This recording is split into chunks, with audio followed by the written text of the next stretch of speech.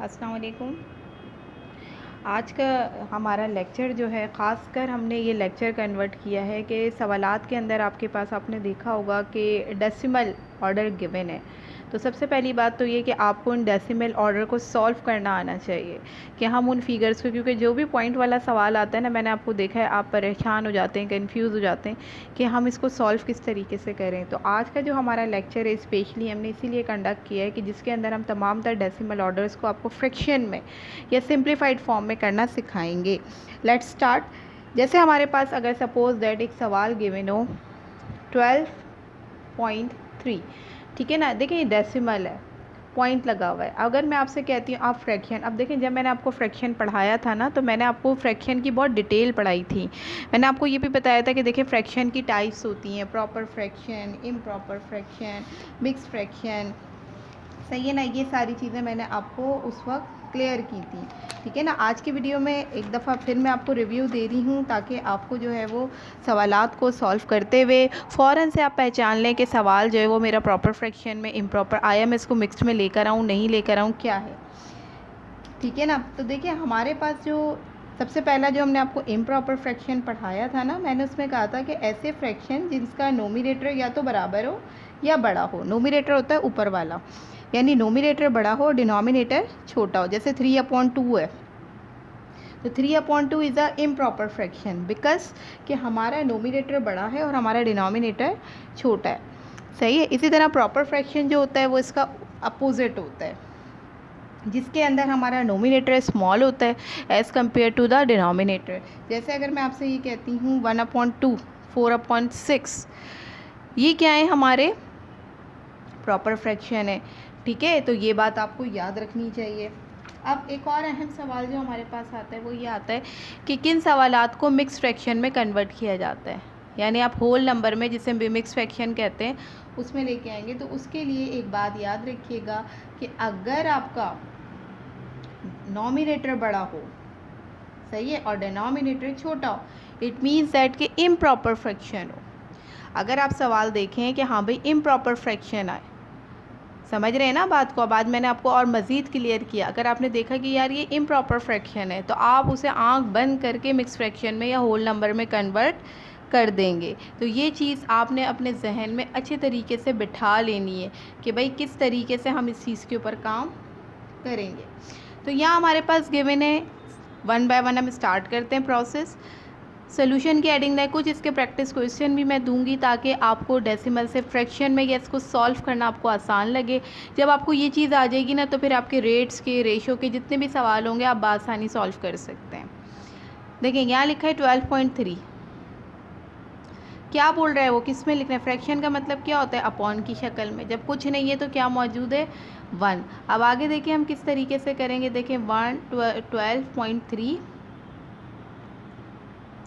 अब मल्टीप्लाई करेंगे किससे, ये देखिए ये जो पॉइंट है ना हमारा, मैंने आपको सिखाया था ना कि पॉइंट हटाते हैं 1 लगाते हैं, और पॉइंट के बाद जितने भी नंबर आ जाए, अब यहाँ देखो कितने नंबर आ रहे हैं, 1, तो 1 सिफर लगा देंगे।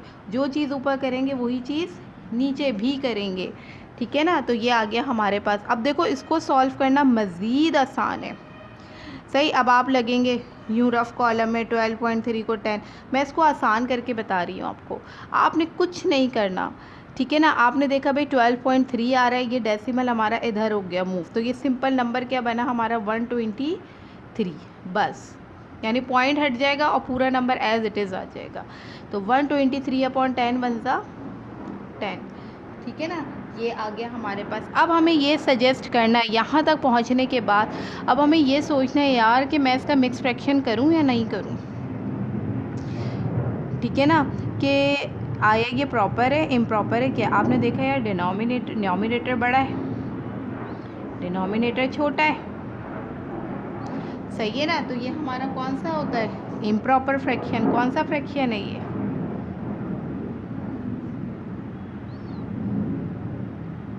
Improper fraction. तो लाजमी सी बात है हम इसको मिक्स्ड फ्रैक्शन में कन्वर्ट करेंगे। अगर उल्टा होता, 10 ऊपर होता, 123 नीचे होता, ठीक है ना, तो फिर हम इसे मिक्स फ्रैक्शन में कन्वर्ट नहीं करते, ठीक है। तो अब मिक्स फ्रैक्शन में कन्वर्ट करेंगे तो देखिए कितना आसान है इसको करना। देखो 12 पॉइंट से पहले जो आता है ना वो होल में जाता है, पॉइंट के बाद वाला नंबर अपॉन में जाता है, और की क्या है, ये 10 जो है वो क्या आ जाएगा, नीचे आ जाएगा। ये आ गया आपका आंसर।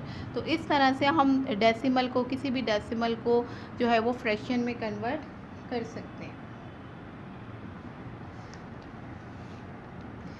इसके अलावा आपके पास और भी बहुत सारे सवाल जो हैं वो मैं आपको प्रैक्टिस के लिए दूंगी, जिससे बआसानी आपकी अच्छी तरह प्रैक्टिस हो जाएगी और आपको किसी भी किस्म का कोई मसला दरपेश नहीं होगा।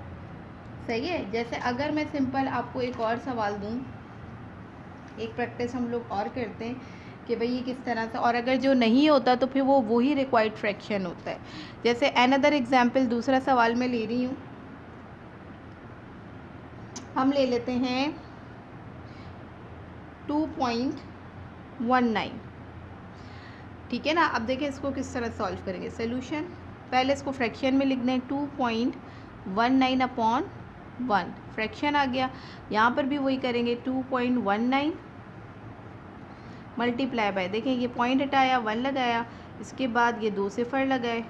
ठीक है, ये आ गया आपके पास, राइट। ये मैंने अभी आपको बताया सिंपल, ये पॉइंट यहाँ शिफ्ट हुआ, ये पॉइंट यहाँ शिफ्ट हुआ, तो ये खाली क्या बन गया, 219 अपॉन 100। अब हम ये देखेंगे कि क्या 219 और 100 किसी टेबल से जा रहा है। अगर नहीं जा रहा होता तो फिर ये हमारा रिक्वायर्ड फ्रैक्शन है, यही हमारा आंसर होगा। अगर जा रहा होता, क्योंकि यहाँ पर भी देखिए हम यही चीज़ देखेंगे कि ये बड़ा है और ये छोटा है। ठीक है ना, ये बड़ा है और ये छोटा है, तो अगर ये आ गई कंडीशन तो ये हो गया इम्प्रॉपर फ्रैक्शन। तो देखिए सॉल्व करना आसान है या नहीं है। 2 होल 19 अपॉन क्या आ जाएगा, 100। ठीक है, ये इसका मिक्स फ्रैक्शन आ गया। तो कहने का मकसद ये वो सवालात हैं जो इस तरह से डेसिमल को फ्रैक्शन में कन्वर्ट कर रहे होते हैं। तो अगर आप इस वाले मेथड को फॉलो करके काम करेंगे तो फिर आपके लिए सवालात को सॉल्व करना ज़रा बराबर भी मुश्किल नहीं होगा। अभी अब आपको हमने एक वीडियो जो है वो भेजी थी, और उस वीडियो के अंदर मैंने आपको उसी से रिलेटेड कुछ सवालात बताए थे। ठीक है, इंशाअल्लाह ताला जो मेरा लाइव सेशन होगा, लाइव सेशन के अंदर हम उन्हीं सवालों को कन्वर्ट करेंगे, उन्हीं सवालों को सॉल्व करेंगे, ताकि पहले आपको ना ये सॉल्व करना आए। क्योंकि पॉइंट वाले सवाल में आप कंफ्यूज हो जाते हो कि पॉइंट वाले सवाल सॉल्व किस तरीके से होंगे। तो ये हमने आपको एक प्रॉपर मेथड दे दिया है। इस मेथड को फॉलो करते हुए आप तमाम तर कन्वर्जन करेंगे। फिर आगे आने वाली वीडियोस में हम आपको मिनट्स को सेकंड में तब्दील करना, सेकंड्स को मिनट में लाना, ये यूनिट कन्वर्जन होती है। ये भी आपके चैप्टर का और लेसन का हिस्सा है, तो ये भी हम आपको सिखाएँगे। ठीक है ना, 1 बाय 1 आप तमाम तर प्रोसेस के ऊपर जा रहे हैं तो आपको प्रॉब्लम नहीं होगी। दूसरी बात ये, कल जो मैंने आपको एक क्वेश्चन दिया था, ठीक है ना, उसका आंसर तो आपने, प्रैक्टिस क्वेश्चन तो आपने सही करके दिखाया है मुझे, लेकिन बाकी जो मैंने आपको दिए थे कि आप अपनी पेज नंबर को फॉलो कीजिएगा, उन पेजेस के अंदर आपने सिर्फ मुझे, यानी आपको मैंने पेज नंबर 11 बताया था, तो उसके अंदर मैंने एक सवाल तो आपको लाइव में कराया। ठीक है ना, इसके बाद आपके पास एग्ज़ाम्पल नंबर 4 है। एग्ज़ाम्पल नंबर 4 को किस तरह से सॉल्व किया जाएगा, वो थोड़ी सी अलग सी टेक्निक है। ठीक है, पेज नंबर 12 पर एग्ज़ाम्पल नंबर 4 गिवन है। थोड़ी सी डिफरेंट टेक्निक का इस्तेमाल वहाँ पे किया गया है, क्योंकि वहाँ पर 2 तरह की क्वांटिटीज़ को स्पेसिफाई किया गया है।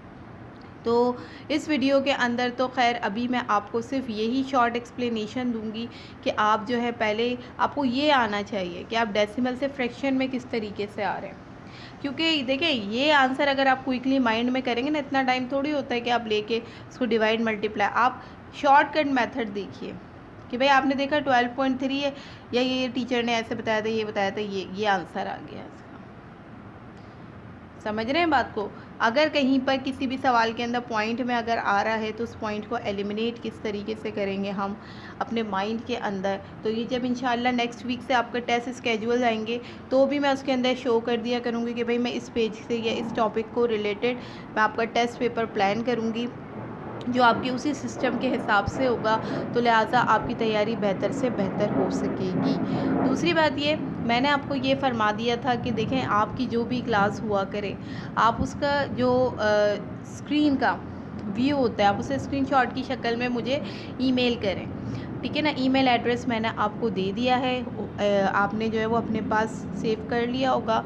तो आप उस ईमेल पे काइंडली आपकी जितनी भी क्लासेस हो रही हैं, जो भी चीज़ हो रही है, आपने डेली रूटीन के अंदर आपने हमारे इनबॉक्स के अंदर सेव करवाना है। क्योंकि ये हमारी स्ट्रेटजी होती है कि हम तमाम तरह स्टूडेंट्स के ऑनलाइन क्लासरूम्स को जो है वो अपने पास रिकॉर्ड में लेकर आते हैं, ताकि जब हम उनके टेस्ट प्लान करें और जितने भी स्केजुअल्स तरतीब दें तो इन सारी चीज़ों को सामने रख कर दिया जाए। होपफुली ये वीडियो आपको समझ में आया होगा, और इससे रिलेटेड जो क्वेश्चंस हैं वो मैं आपको इसके साथ ही सेंड करूँगी, ताकि आपको किसी भी किस्म का कोई प्रॉब्लम ना हो। होपफुली ये वीडियो आपको अच्छा लगेगा, और बाकायदा तरीके के साथ काम कीजिए, ठीक है ना। अगर आप पेंसिल से भी काम करें, नो डोंट वरी, आप पेंसिल से काम कर, लेकिन थोड़ी सी पेंसिल को डार्क करके लिखें, ताकि वो इमेज मेरे पास क्लियर है। मुझे ना सही तरह से क्लियर नहीं हो रहा होता, या कोशिश करेंगे मेरा काम आप पेन से ही करके दे दें, ठीक है, ताकि मैं उसको क्लियर कर सकूँ। राइट, ओके, इंशाल्लाह ये काम आप कर लीजिएगा इसी मेथड को फॉलो करते हुए। जो मैं आपको गिवन एक्सरसाइज भेजूँ या गिवन क्वेश्चंस भेजूँ, ठीक है ना, मुझे अल्टीमेटली आपका वर्क चाहिए हाफ एन आवर या 1 आवर के अंदर। तो मुझे कहने की ज़रूरत नहीं होती, बार बार मुझे ये लिखना पड़ता है कि where is your work, where is your work, why you forget that, कि आप ये भूल क्यों जाते हैं कि भैया आपने व्यू करने के बाद काम करके टीचर को सेंड करना है। तो ये बार बार मुझे कहने की ज़रूरत क्यों पेश आती है। तो इस चीज़ को प्लीज़ ख्याल रखें।